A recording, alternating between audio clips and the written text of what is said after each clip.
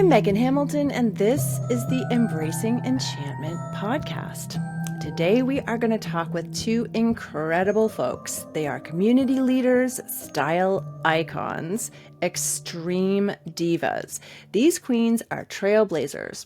One is Canada's first podcasting drag queen, and the other is the first drag queen to be featured in the LCBO, which, for those who don't know, is Ontario's liquor store. Please welcome the magical Tyffanie Morgan and Rowena Whey. Hi. How are you both doing? Doing very lovely. I love getting introduced. It's one of my favorite things. Yes. And I'm fun. Tyffanie Morgan. You're Rowena Whey. Yes. Yeah. Yes. For those who are, I guess if you're listening, then that helps too. But you can also, as you know, I like to remind folks, we do have a YouTube channel. So you can go anytime, and you really should, because you probably need to go and see what everybody's wearing. You definitely need to see Tiffany's hat. Yes, it is. It is so incredible. And I was going to get mine out, and then I just forgot. It's in the basement. So Like, I have an appointment. Oh, no, I have to go. And Rowena is actually dressed demurely. I know. I You have am. do you have like a silk kimono on or something? What's going on? No, it's like a bomber jacket, but it's just floral and very pastel, and it matches my like semi-pastel shirt underneath. It's beautiful. I love it. Yeah. I'm known for not wearing much clothing, so apparently I'm very demure today. I do know that about you. I think I've seen you with more. I've seen more of your skin than I have you with actual legit clothing on, probably. That's very fair. That's very fair. And makeup, too. Mm-hmm. Yep. See, this is just jabs. I love jabs. I'm jabbing you psychically from over here. Okay, Oh, that's so what that feeling in my brain is. we'll see. Yeah. Okay, I'm going to keep it as clean as possible, but you both do not need to. Okay, so what we do with this podcast is I'm going to shuffle the cards, and as I'm shuffling, I'm going to ask you both a question. And this is, a pretty basic one, but how did each of you get into drag? And my other question, because Kingston is not my hometown, has there always been a drag scene here? Well, I guess I will start because Tiffany can answer the second question better than I can. So I'll give it a go. How did I get into drag? I was in Edmonton, Alberta when I started doing drag, of all places, given how conservative that province is. And I was doing my master's, and I've always been an entertainer, but I had been kind of without art for like 8 years of my life and really feeling it. And I went to a drag show and I was like, this seems like something I could do. Like I already do like Rocky Horror makeup and all that stuff every year. And I was like, I can try drag. Let's try learning a new art. Let's try learning a new performance style, and let's try something that seems like I can bring all of the things that I already love into, in addition to learning more things. So I kind of just started on a whim and on a dare for the timing, because a friend was like, "Oh, you should be slutty Snow White for Halloween," and I was like, God. "Deal, I'll do it." Amazing. How could you say no to that? Right? Yeah. And I guess to answer the question, has there always been drag here in Kingston? I'll say yes. For as long as you know. For as long as I know. It's interesting. Actually, someone did some histoire, some background looking into it. And there have been like vaudeville drag performers who have been through town. And there was also questions about a big gay underground here at some point, especially even during the World Wars, when there was people stationed here and stuff. But for me, it was it kind of stemmed from Jazz Morgan. So so this is maybe going back really long time ago, pre-YouTube, before people how did you learn to be a drag queen? And it was because YouTube. YouTube, that one. But for me, it was I got a drag mentor. So Jazz Morgan, she was doing drag here, and she started doing drag with a group of drag artists here in the late '80s as a way to fundraise for HIV/AIDS in town here. It was known as the Kingston AIDS Project back then. It's now called Trellis. And just having a good old time too. You know, it's all about lots of fun. So Jazz, took me in one day. We got dressed up in a borrowed wig, a borrowed dress, borrowed pair of shoes, and then Tyffanie Morgan was born one day. So, yeah, that's the She was born in a basement. She was born in a basement, just like all incredibly apartment. magical humans. It was the floor of an apartment behind the gay bar. I'm sure that floor had seen a lot. But anyway. So how long then, Tyffanie, have you been doing drag? This is my Silver Jubilee year, so it's been 25 years of drag. What? Yeah. She has been doing drag longer than some of the drag performers in Kingston have been alive. That is that depressing? No, just kidding. Depressing when you find out that there's no pension or benefits. I thought we should support the arts more in this town. You You know know that what? you can I think we apply all to be need a to write part our of a Prime pension Minister fund or a immediately. benefit fund. No matter what job you are, you can do an independent pension or benefits fund. Good to know. You can. So you it's could true. do that now. Do that now Do that before now. I'm denied in a year. And we should let's make a workshop about it to teach everybody, because that's actually, I know we're kidding, but that's actually an incredible idea. Mm-hmm. All right, so I'm going to pull a card, and Tyffanie has already said that she wants Major Arcana. So let's see. She's looking for some changes, I guess. What are we going to pull today?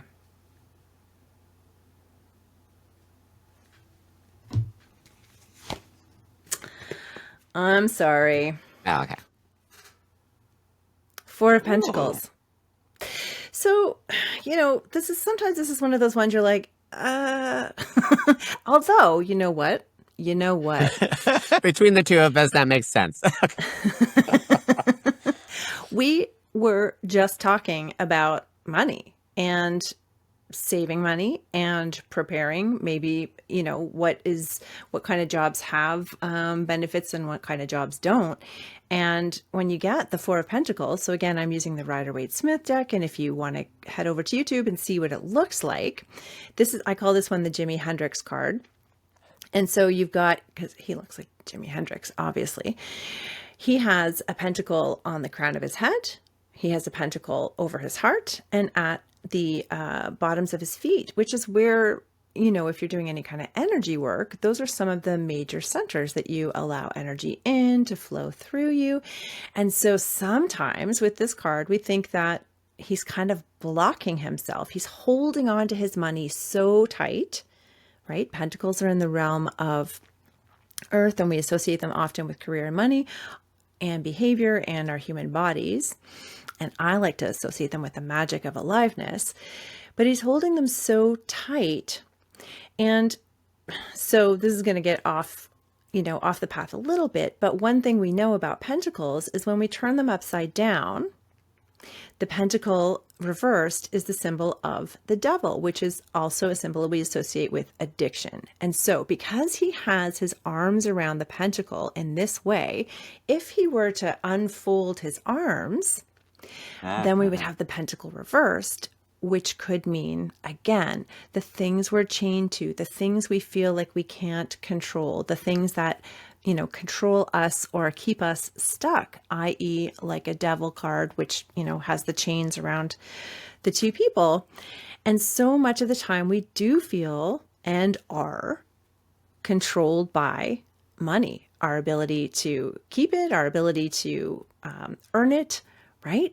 So where can you start to, and this is like a mindset shift, and we don't mindset shift our way out of everything. However, every once in a while, we can think to ourselves, okay, I don't have enough money right now.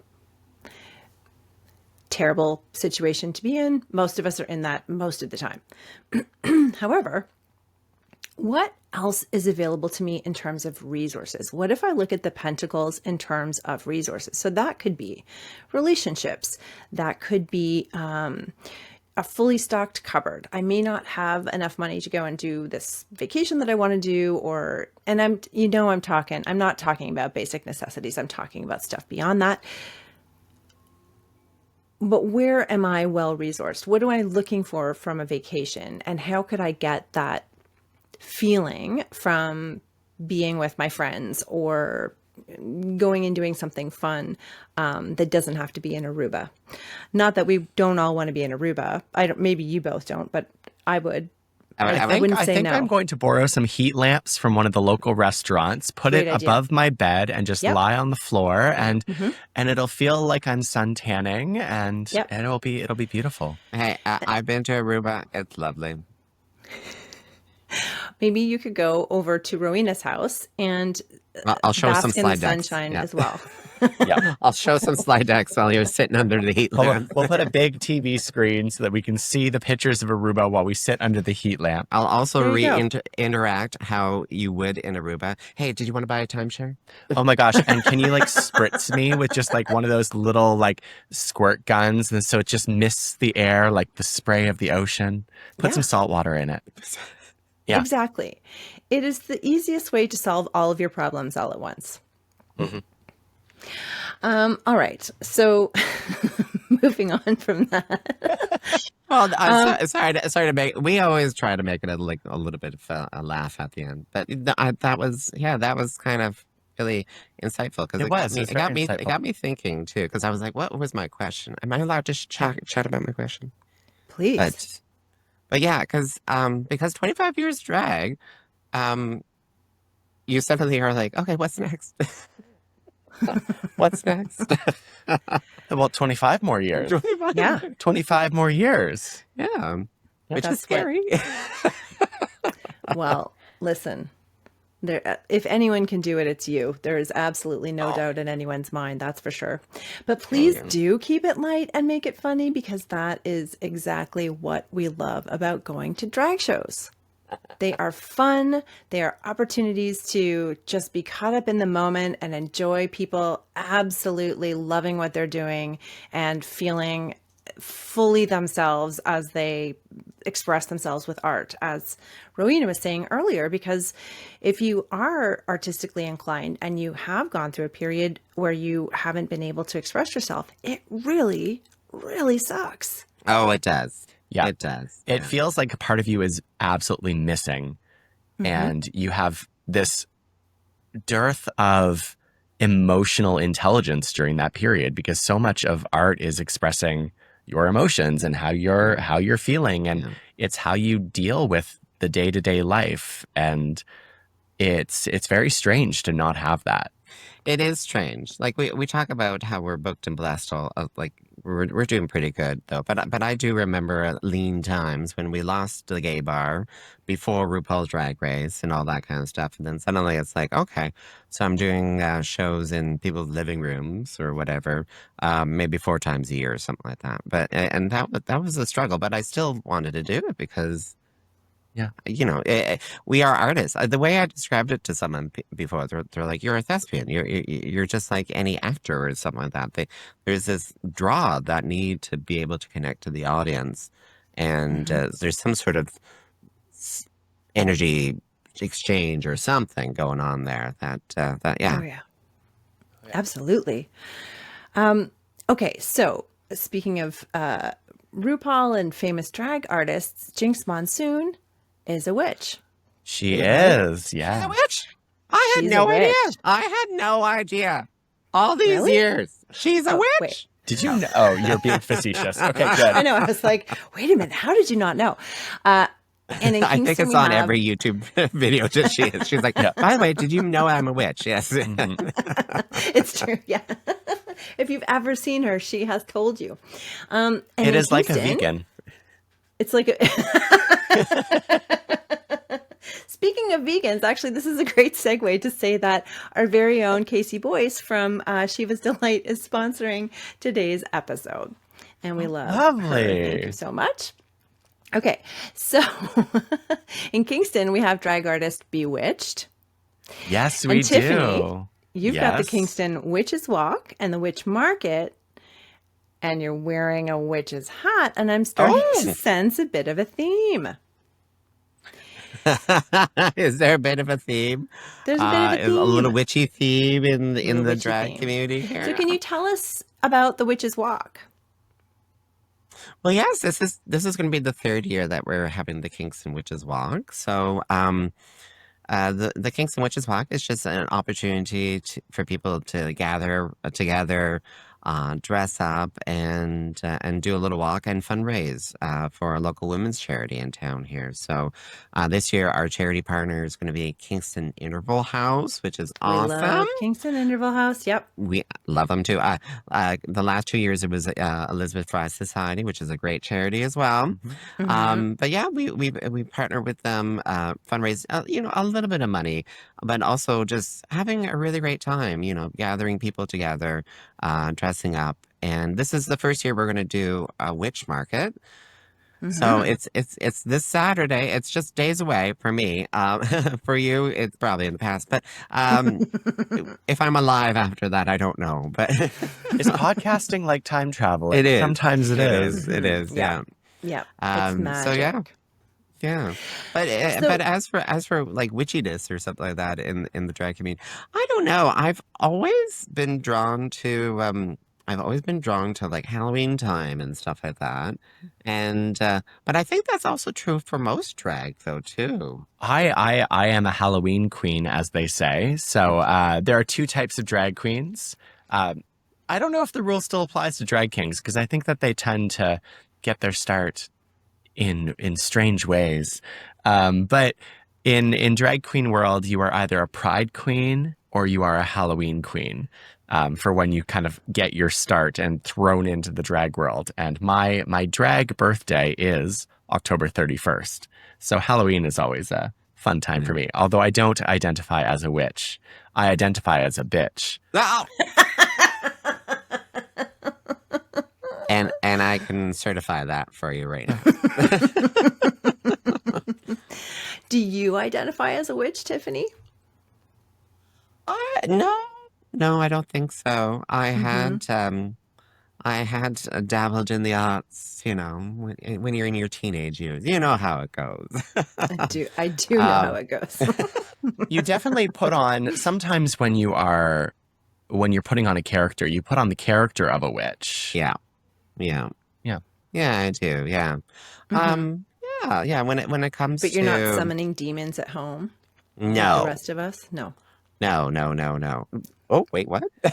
I mean, there are green Just kidding. witches who do a lot of agriculture and help the earth and Tiff. Well, Exactly. there's And that that's why too. I'm like, okay, so we've got Tiffany who does the Witches Walk, is now doing the Witches Market, is wearing a witch hat, does a lot of stuff in the backyard.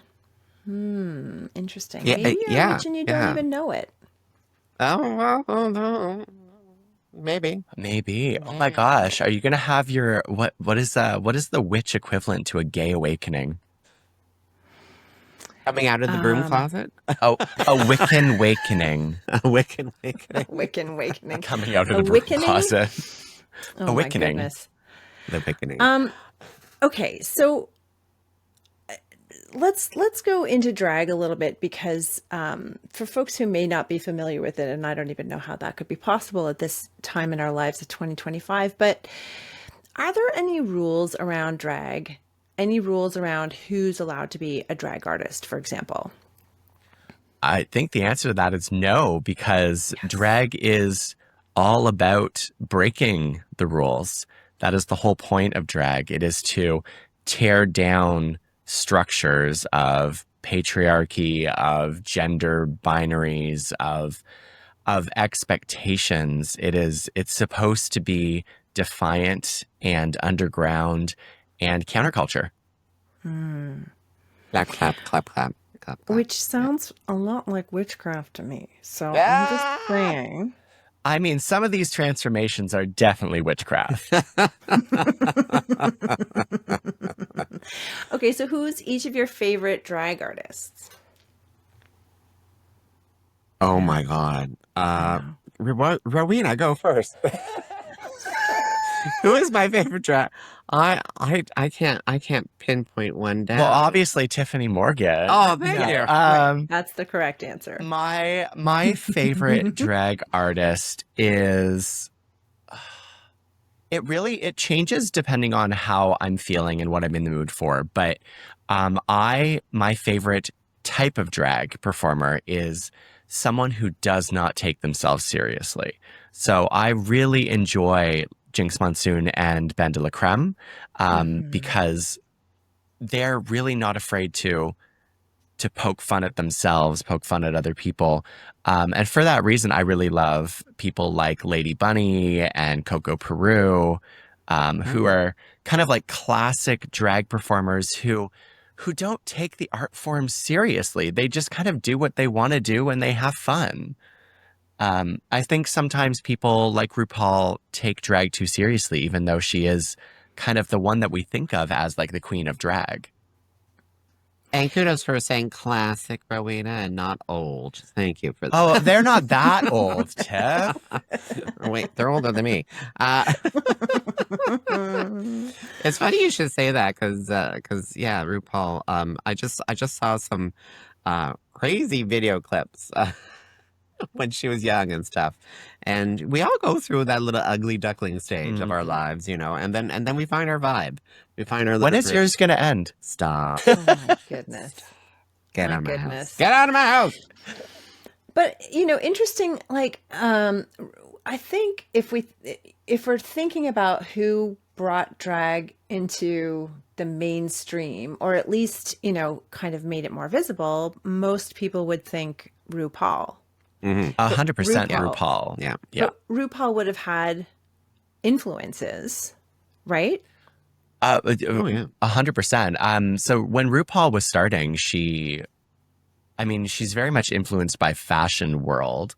But she had fellow drag performers like Jackie Beat and Lady Bunny, who were kind of doing in the same world and crossing paths and doing similar things. Yeah. I don't know who is RuPaul's inspiration.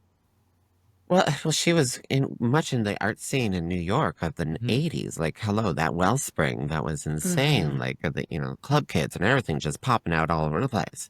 And I think we do have to give huge note to RuPaul for breaking the scene here in town. So I will say that, like, here in Kingston, Ontario, Canada, the home of limestone, my home to me, Miss Tyffanie Morgan, it was drag was seen as just an art form for the queer community, for the LGBTQs. And it was just so I remember when I was doing drag, I would be like, "Oh, hey, coworker, did you come out to my drag show?" And they're like, "Am I allowed to? I don't know if I'm allowed to." Right. And I'm like, "No, you're allowed to. You can come." And it was during pandemic when suddenly RuPaul Drag Race was on Netflix, and everyone was staying at home because they couldn't do anything and they're watching Netflix. And then suddenly, people wanted to come see Everybody and their aunt wants to see a drag show. and their grandmother too. Yep. They dragged their boyfriends out though. And now, like, I do have to tip my hat to her for, like, it kind of broke that scene here. It was very kind of an underground kind of, not because we wanted it that way, but it was, and now it's, blossomed. It's really blossomed. I mean, there's so much drag happening at any given point. There's drag shows out in the park at the info visitor centers. There's drag story time. There's drag, at Skeleton Park. There's the Witches Walk. And what is so fun about it is not only is it now letting people not have to ask that question of, am I allowed to come? It's creating such a beautiful connection between community and drag artists, and giving everybody, because I mean the drag scene here is bananas. There's so many different artists. We have a very diverse drag scene in Kingston. Yeah. And I mean, Kingston's not a small town, but for such a small queer community, we have a very large drag scene, which is wonderful, And it means that we have so many opportunities to take in drag and enjoy it. Yeah. Yes. Yeah. And learn about it, and not, and not have that sort of disconnect between there's, this community's over here and this community's over here and this community's over here. Everybody can kind of get to know each other a little bit better. So what about, what's the one in Canada called? Canada's Drag Race? Yeah. Right. Yeah. Yeah, okay. Yeah. The one in Canada? Yeah, sure, that one, yeah. That one. Do you watch that one? That we definitely do. We definitely watch that one. Mostly in hopes that we'll see someone that we know and we can be like, I know her. I know her. Yeah. I still love being able to see Isis Couture on camera and winning. Yep. Because I knew that lady before she was a lady. And so it was a real blessing. So yeah, we love watching it. It's really nice to see, like, it. I say it jokingly, but like, it's really nice to see people that we know getting their time to shine and getting to have all of that recognition that all these people down in the States are getting for their drag. And I mean, maybe it's a smaller scale, but it's really nice to see. And if there is a Drag Race producer right now listening to this program, please, Rowena Whey is ready, and please take her. I will pay to have her. She'll pay for the train ticket and all the luggage shipment and even the hotel if you keep me for extra days. Just take her away from me.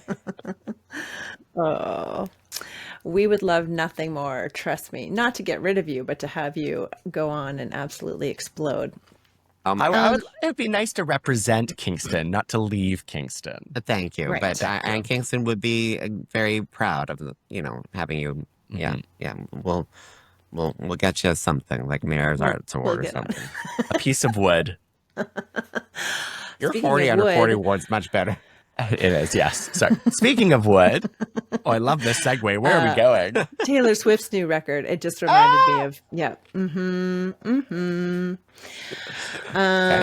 Oh yeah. So does that mean that there's going to be at all the drag shows now, it's going to be Taylor Swift?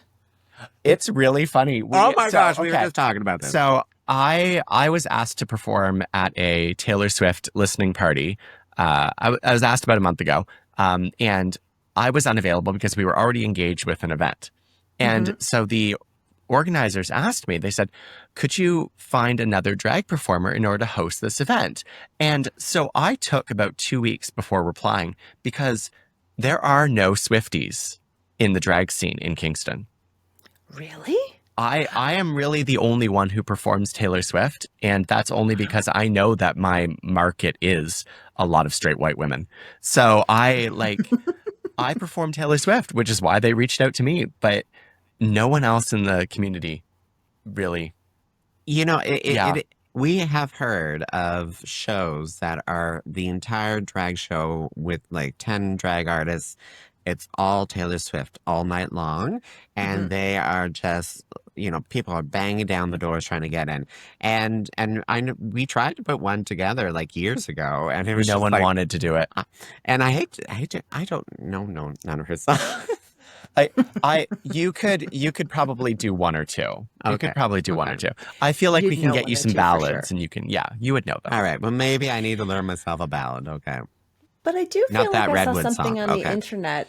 I think somebody must have filled in the gap, because I'm pretty sure I saw a drag Taylor Swift at a listening party maybe over So the weekend. Bewitched ended up hosting the listening party that I was supposed to host. Or well, I was never supposed to host She it because looked I couldn't good. go. She looked very good. looked She always looks acted very good. nicely. She always looks really good.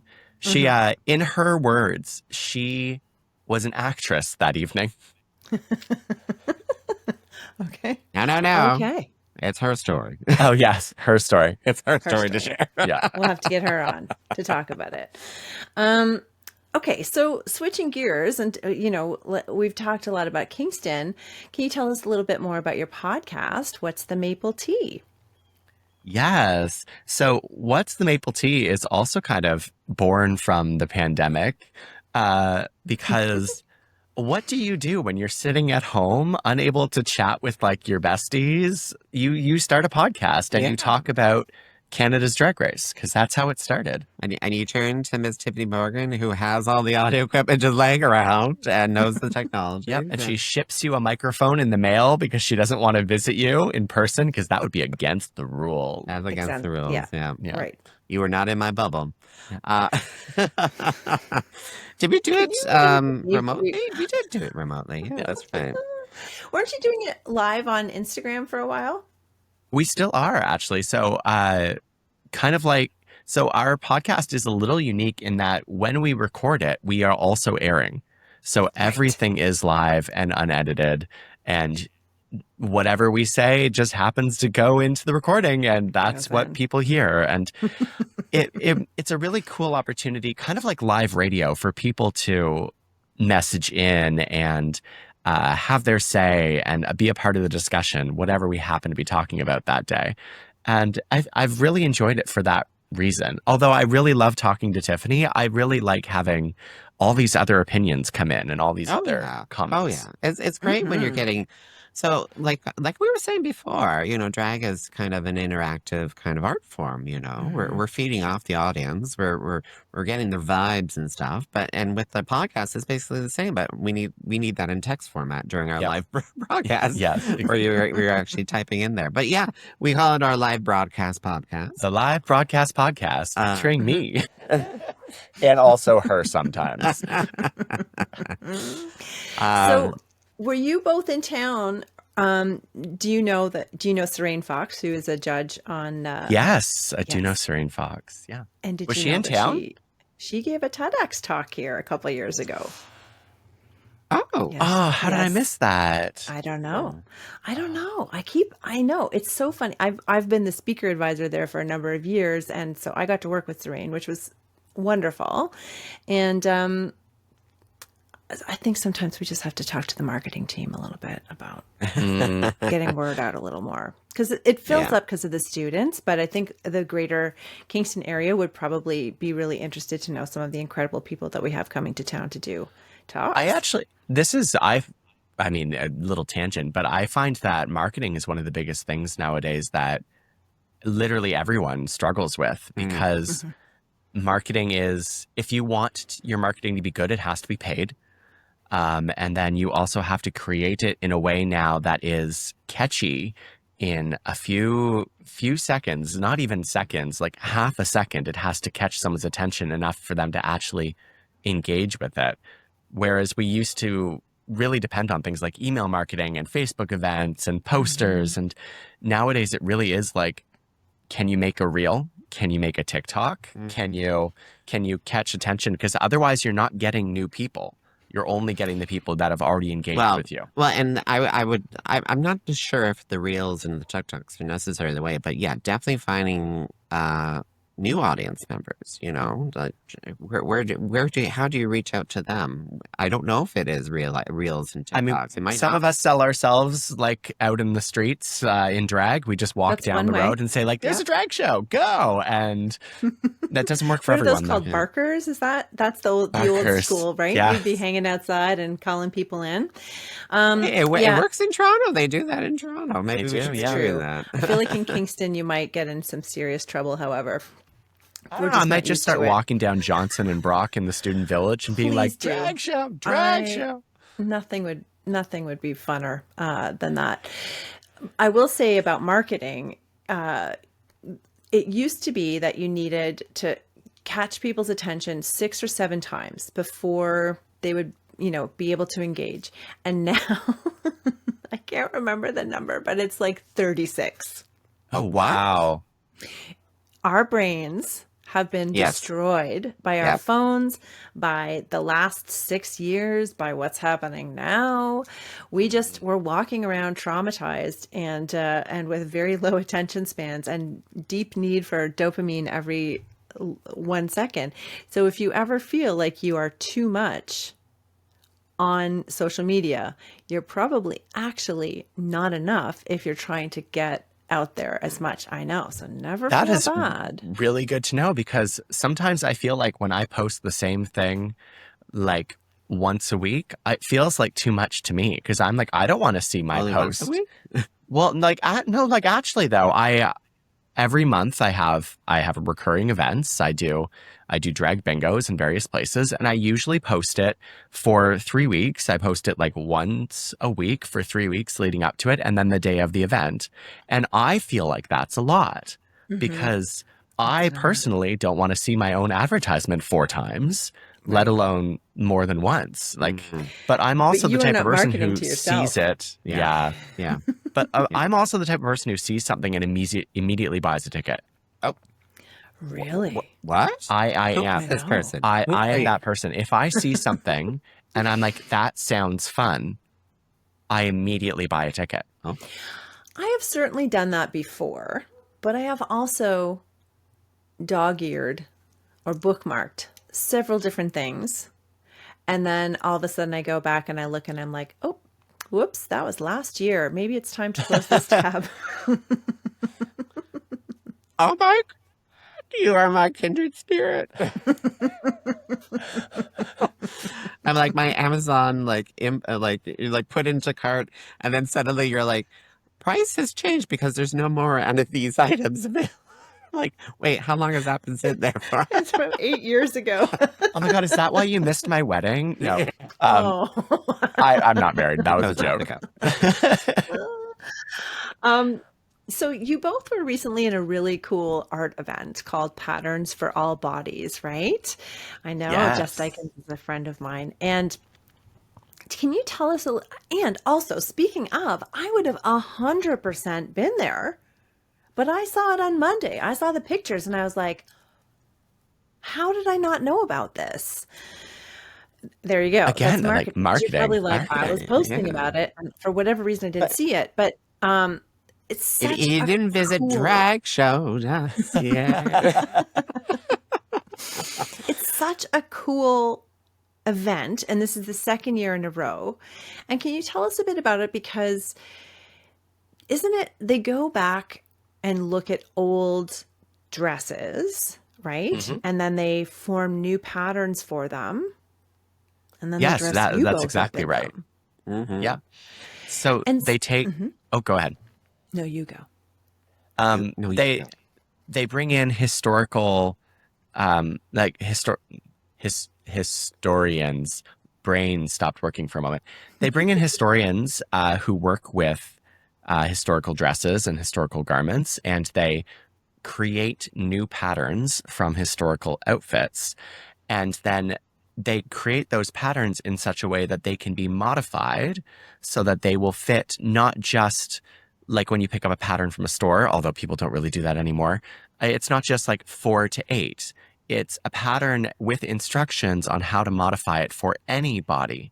So if you need to adjust the waist, if you need to adjust the chest or the shoulders or whatever needs to change, those instructions are there so that you can take that historical outfit and anybody can wear it. Yeah, it is. So we got. So this is it's the second year that we've been doing it. This is our second gown outfit. In the first year, because they are going through a reconstruction of the gallery, we were actually able to see some of their historical garments that they have in the collection. And oh my gosh, like they have a lot of historical garments in the Agnes Etherington collection. They're gorgeous outfits They too. are gorgeous. Yes.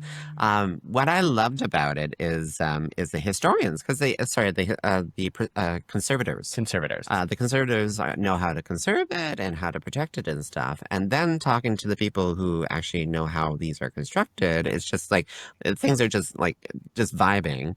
And then coming to us and like, okay, make this but drag. And that, fun. you know, that just kind of, it's just vibes. Mhm. It just vibes. And there's this huge long process of us, you know, choosing the garments that we want to do, a remake, I should say, and the fabrics and how we're going to present it. And then it all culminates into How this we lovely style it, how we perform it, because it's accessorize it, you accessorize it. know. It really is. It's a wonderful proof of concept. Yeah. Like, how else do you take an outfit that's meant for, I mean, most of our outfits that we've worked with are from the 1800s. The Right. body size of people Yes. in the 1800s compared to I'm Very I'm a tiny. 6'1" man. I would not fit. These outfits literally fit someone who's like 5'4", and then like, how do you change that? How do you modify Yeah. that? And in some cases, in Dare de la Femme's case, the outfit that they chose was a dress, and then they redesigned it to actually be pants and a skirt in order to be masculine, feminine, and you can take it and work it in so many different ways. Yeah.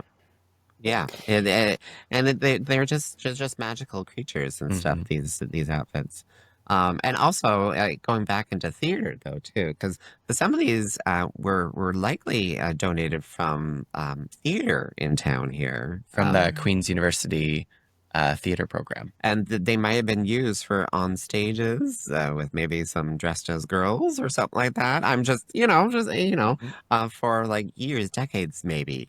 Mhm. And then they ended up in the collection. So yeah, I if they could mean, talk. you know, I went to theater school, and one of the first things we talked about was the fact that there were no women actors, you know, back in the days of Elizabethan theater. Everything was quote unquote drag, in terms of all of the characters were played by men, and then somewhere along the lines, probably the Victorian era, that kind of a thing started to be frowned upon, or, you know, would lose its sparkle. And then, you know, people were finding their ways in underground ways or counterculture, as Rowena was saying. And then now we have this kind of resurgence in the middle of this other stuff that's seeming to be on the rise as well. And, you know, I think what's really amazing about it is that folks are not backing down, right? Yep. There's not, it's not, you know, people are not getting scared. Well, sorry, let me just rephrase that, because that's not true. But the fear is not the same as being, as going back, you know, into the smaller spaces, or like, and certainly Kingston's a little bit different. But what I love now is that we do have this understanding, at least in the mainstream culture, of the importance of drag, of how fun it is, of how, you know, when you talk to people about who they'd rather meet in the forest, Yeah. Yeah. I mean, it's who true. they'd rather have their kids be read stories to. Hmm.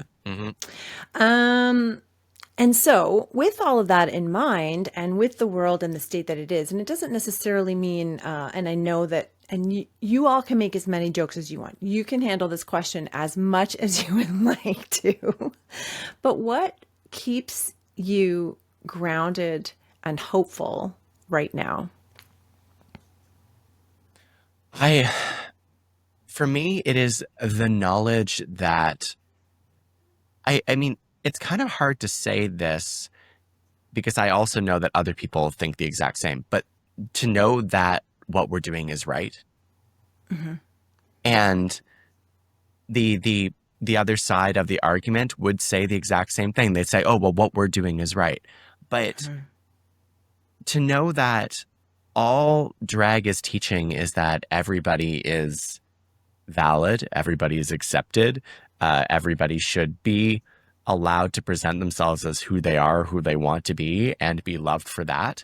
Like, I feel like that's what makes sense. Like, Mm-hmm. anything outside of that means that you are introducing hate, you are introducing discrimination, you're introducing subjugation, and it doesn't make sense. I don't know why people would want that, except to make other people feel less. And that can't be right. Yeah. I take a little bit of a kind of, I guess, kind of Hinduist sort of like viewpoint that it's just all cycles. It's just all cycles. We're going through a little bad cycle right now. It's a little bump of the road. But things are gonna. I think things will turn out better at the end. Yeah. It may be a lot different than what it is now too. You know. Yeah. And plus, I mean, clearly we have to think positively. We have to think positively because I mean, not me personally, but the queer community has been through so much in the last 100 years, 50 years, 20 years, 10 years, 5 years. And we just keep going through it because for some reason people aren't willing to accept that we have a right to exist. And so like you have to make a joke out of it. And drag is the biggest joke that you can make out of it. It's like, how else do you get to take these, like, to know that someone hates you just for being in existence? Like, I'm going to make my existence even bigger just to spite you. Yeah. Yes. Love it. And drag, you know, I remember some drag artists saying that, you know, their drag is their armor. And that stiletto shoe can be used for more than one thing. Oh yeah. You know, that's true. You know, when I was performing at Club 477, which was the local gay bar here, in the early 2000s and stuff, you know, you'd have some hooligans try to do something, you know, sort of thing, and I knew a couple of the drag artists were like, hold my wig. Yeah. Hold my wig. Yeah. And having a man in a dress chase after you, that could be scary. That could be scary. I can understand that, conservatives. I can understand that a man in a dress can be scary, but it's mostly because they're chasing after you because you done something bad. I think that we just have to be like, there's a saying like you're out loud and proud. And like, I honestly think the more that people try to push us back into being small and quiet and in those boxes where they don't have to see us, the more we should just be out loud and proud, because at some point they're going to get used to having us around. Hell yeah. That's it. Yeah. I do worry that maybe a bit of my privilege though at my age now, that because I don't know how else to live other than authentically myself. I don't know how else anymore. And you just have to, I think that we have a new generation of people coming up who fortunately are able to, for the most part in Canada, come out and live authentically at a much younger age. And so I think that they will be stronger for that, and they will reach kind of the queer adulthood at a much younger age. I'm taking lessons from them. I've honestly, said this a yeah. million times before. I'm taking lessons from them because when I first started doing drag, I was like, okay, you're a drag queen, you know. I didn't know that until the newer generations are like, well, you can be more than just a drag queen. You could be like a drag queen gardener. You could be like a drag queen burlesque performer. You could be anything that you want, you know, and I was like, what? I can do that? Yeah. And I have to, you know, tip my hat to the younger generation for showing that. So, well, they also have the benefit I could be a of drag queen, a Nazi boot kicking. Yeah, there we go. There we go. That sounds like a great idea. But they also have kicking the benefit. Nazis, not being the Nazis. Sorry. I was like, did I clarify? I knew what you meant. Maybe I did. You knew what I meant? Okay, I knew what you meant. I say no to Nazis. Bad Nazis. No, thank you.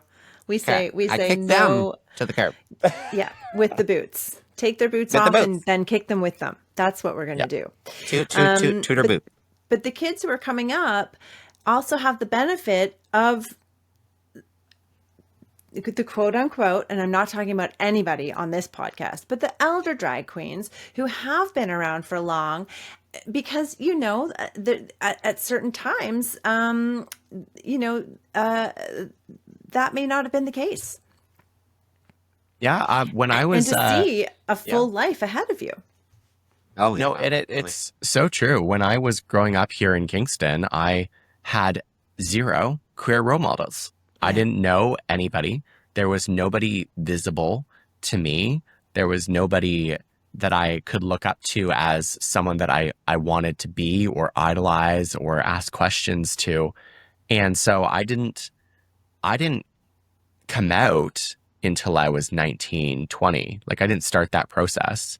I didn't really learn who I was until another 5, 6 years later. And then I didn't really kind of blossom until that happened.